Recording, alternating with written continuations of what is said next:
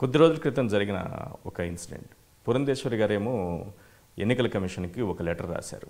అందరూ ఆల్మోస్ట్ 20 మందికి పైగా ఐపీఎస్ అధికారులందరూ కూడా అవినీతి పరులని, కేవలం ఈ ప్రభుత్వానికి అనుకూలంగా పనిచేసేవాళ్ళని, వీళ్ళపైన అనేక ఆరోపణలు ఉన్నాయని లెటర్ రాస్తూ వాళ్ళని తొలగించాలి, వాళ్ళ ప్లేస్లో ఎవరు ఉండాలి, ఆ స్థానంలో ఎవరిని నియమించాలనేది కూడా పేర్లు కూడా ఆమె రికమెండ్ చేశారు. ఇది చంద్రబాబే రాయించారనే ఆరోపణలు వైఎస్ఆర్సీపీ నుంచి కూడా వినిపించాయి. ఏదైనా లెటర్ అయితే ఎన్నికల కమిషన్కి వెళ్ళింది, కొంతవరకు మార్పులు చేర్పులు కూడా చేశారు.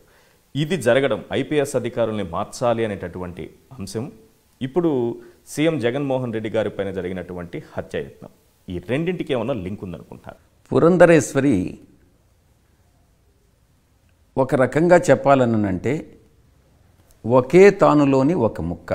తను చేస్తున్నటువంటి రాజకీయాలు మీరు ఒక్కసారి కానీ గమనిస్తే తన మనసంతా కూడా చంద్రబాబు పైనే ఉంటుంది, కానీ భౌతికంగా బీజేపీలో ఉంది. గతంలో కాంగ్రెస్లో ఉండేటటువంటిది. తను కాంగ్రెస్లో ఉన్నప్పుడు సోనియా గాంధీని ఎలా శ్లాఘించింది అన్నటువంటిది మీరు ఒక్కసారి నేను కూడా ట్వీట్ చేయడం జరిగింది. అంటే భిన్నమైనటువంటి స్వలాభం కోసం భిన్న భావాలు కలిగి వాటిని తనకు అనుకూలంగా మార్చుకోగలిగినటువంటి వ్యక్తి పురంధరేశ్వరి. అంతకన్నా స్వార్థపర్రాలు నేను ఇంకొక రాజకీయవేత్తని నేను చూడలేదు. అంత స్వార్థ రాజకీయాలు చేస్తుంది. ఒక్క ఉదాహరణలో చెప్పాలనంటే ఆమె భర్త వెంకటేశ్వరరావు మన పార్టీలో ఉన్నాడు ఇంతకుముందు గతంలో.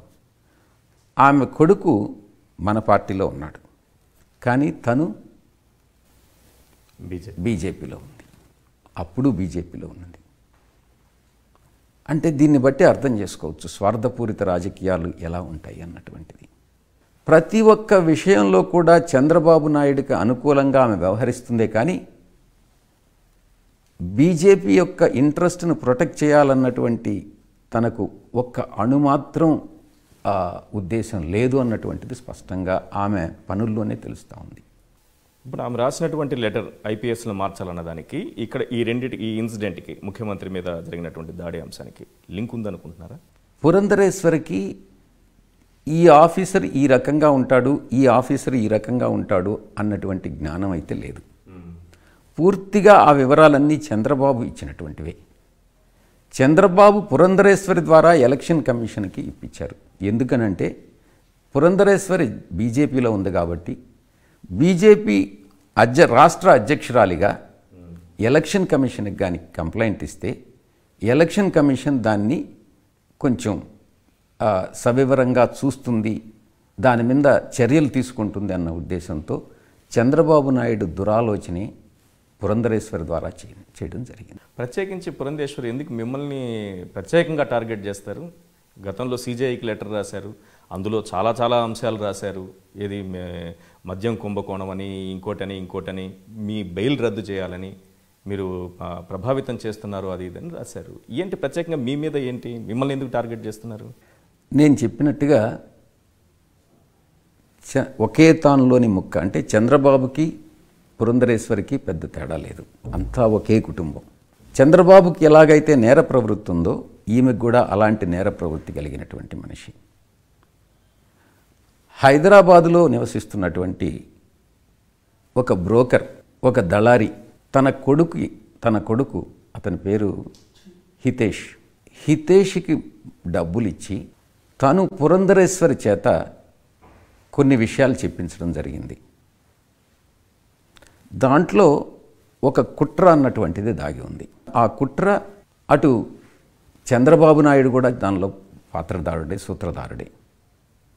చంద్రబాబు నాయుడు కానీ, ఆమె భర్త వెంకటేశ్వరరావు కానీ, హితేష్ కానీ, విశాఖపట్నంలో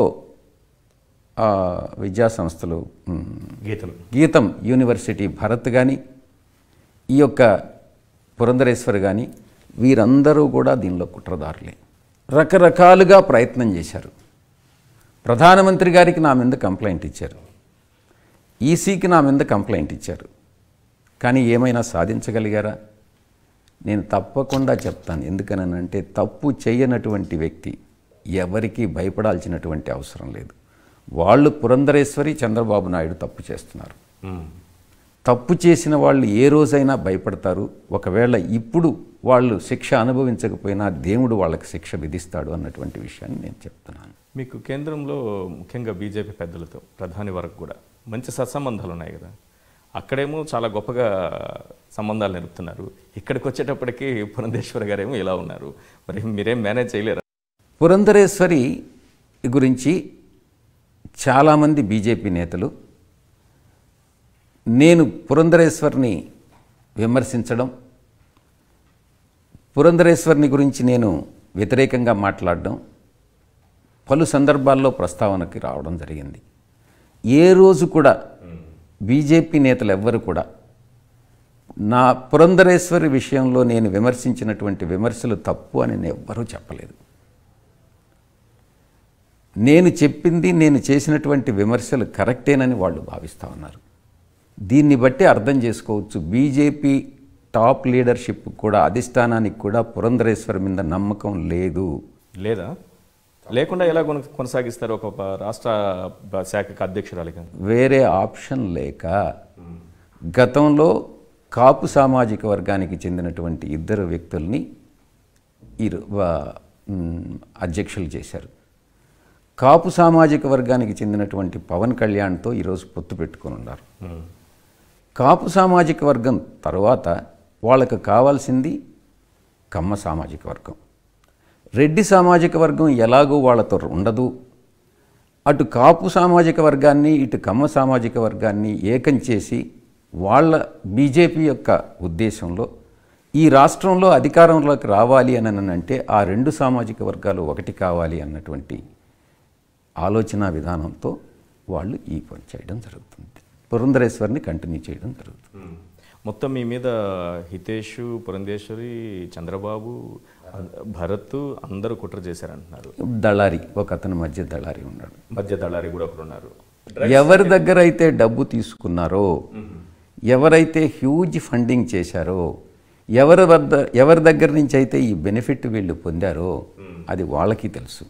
ఓకే, ఇప్పుడు వాళ్ళకి క్లియర్గా అర్థమైపోతుంది మీరు చెప్తుంటే. వాళ్ళు చూస్తే మాత్రం అర్థం చేసుకోగలరు. రైట్. అంత అమాయకురాలేం కాదు పురంధరేశ్వరి.